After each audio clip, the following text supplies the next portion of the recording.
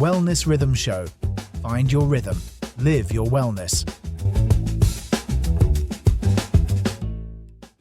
Y'all, let me tell you something embarrassing. Last month, I strapped one of those little glucose sensor patches onto my arm, and my 7-year-old asked if I was turning into a cyborg, and honestly, I felt like one. But also kind of cool. Right, so you joined the roughly 3 million non-diabetic Americans who are now wearing continuous glucose monitors, or CGMs, purely for wellness optimization, which, depending on who you ask, is either brilliant biohacking or a very expensive way to feel guilty about pasta. Ha! It is exactly that. And here's the thing, though. I genuinely didn't know what to expect. So today we are digging into who actually benefits from these devices, what the science says, and whether the average person should bother. And we'll be honest about where the evidence is strong and where it gets a little murky, because this topic deserves more than just hype. So let's start with the basics. A CGM is a small wearable sensor, usually worn on your upper arm, that measures glucose levels in your interstitial fluid every few minutes, continuously. No finger prick required. Right, and they were originally developed for people with type 1 and type 2 diabetes to help manage insulin dosing and prevent dangerous glucose swings. That clinical use case is extremely well supported. The American Diabetes Association endorses CGMs as standard of care for insulin-dependent patients. But now companies like Levels, Nutrisense, and even Abbott with their Libre Sense are marketing these directly to healthy people. People like me who are just curious about their metabolic health. And that's where we need to be precise, because the research base for non-diabetic use is genuinely thinner. It's growing, but it's thinner. Okay, so let's dig into the science. What do we know about glucose variability in healthy people? Right, here's what I've learned. A landmark paper published in PLOS Biology in 2018 by researchers at the Weizmann Institute, Eran Segal and Eran Elinav, showed that two people can eat the exact same meal and have dramatically different glucose responses. Twins included. It's genuinely striking. That blew my mind when I first heard it. Like my husband and I could eat identical lunches and have completely different blood sugar spikes.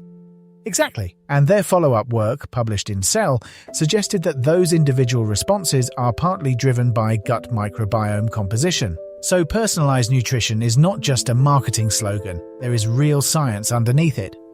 But here's the thing, though. That research was done with CGMs in a research setting, with dietitians and algorithms. Not just someone downloading an app and going rogue. Brilliant point, Emma. And that distinction matters enormously. The data is only useful if you know what to do with it. Glucose going up after a meal is normal. That's literally how digestion works. Y'all, I cannot tell you how many times I panicked, looking at my graph going, why is my number spiking? And then realized, oh wait, I just ate lunch.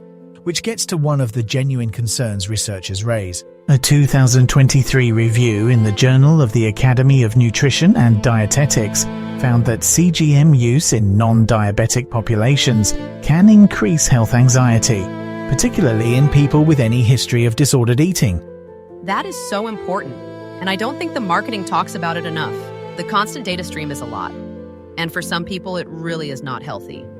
So let's talk about who does seem to benefit. First, people with prediabetes. The CDC estimates 96 million American adults have prediabetes, and most don't know it. For that group, CGMs can be genuinely eye-opening and motivating. Because you're seeing real-time feedback on what lifestyle changes actually do. Like a 20-minute walk after dinner can visibly flatten that glucose curve.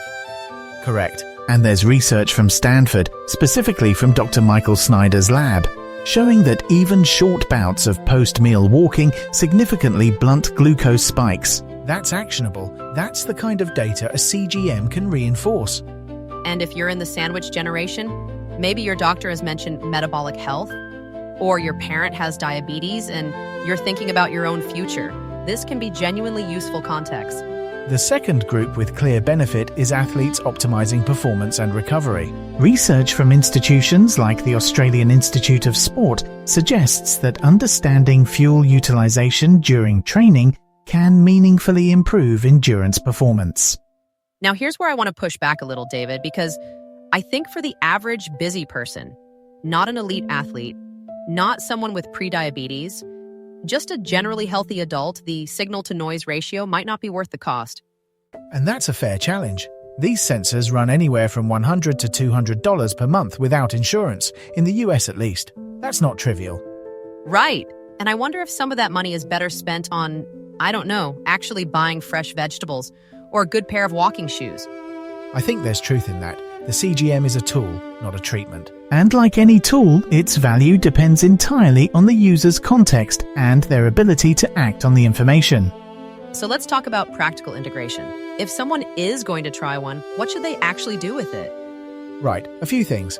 First, don't do it alone. Most of the subscription-based services like NutriSense offer dietitian coaching, and that makes a significant difference in interpreting the data accurately. Agreed. The data without interpretation is just noise. Or, in my case, a source of irrational guilt about sourdough. Second, use it as a short-term educational tool, not necessarily a permanent lifestyle.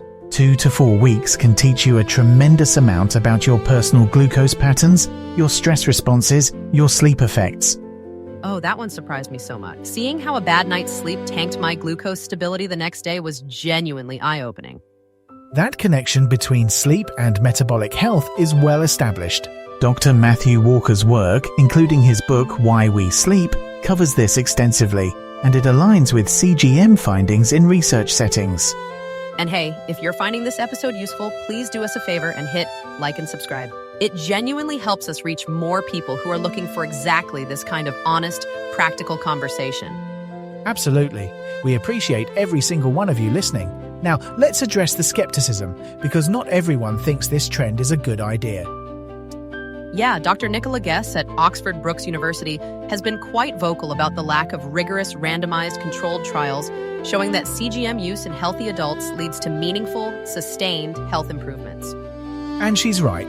The enthusiasm in the wellness space has run ahead of the evidence. Most studies are observational, short-term, or conducted in clinical populations, not healthy 30-somethings trying to optimize. Which doesn't mean it's useless. It means we should be honest about what we know versus what we're inferring. Precisely. The technology is impressive, the potential is real, but the bar for recommending something widely should be, does it actually change outcomes? And for healthy adults, that evidence is still accumulating. Here's the thing, though. Even without a CGM, the insights from this research have clear takeaways. Move after meals, prioritize sleep, eat fiber with carbohydrates to slow absorption. None of that requires a sensor. The sensor just makes those lessons feel more personal and immediate, which for some people is the nudge they need. Okay, so if you take one thing from today, let it be this. You do not need a CGM to improve your metabolic health. But if you're curious, have prediabetes risk factors, or are just the kind of person who is motivated by data, it can be a useful short-term tool. Just go in with a coach, not just an app. Right, here's what I've learned from all of this. The technology is not the insight. The insight is that your body is responding to dozens of variables every single day, and small, consistent choices matter more than any single biometric. Well said, y'all. Thank you so much for spending time with us today. We are genuinely grateful you're here, and if you haven't yet, please subscribe so you never miss an episode. Until next time, stay curious, stay grounded, and perhaps eat that pasta. Just consider a short walk after. This show is part of the VoxCrea.ai system. If you want a show like this for your organization without building it yourself, go to voxcrea.ai and request a sample episode.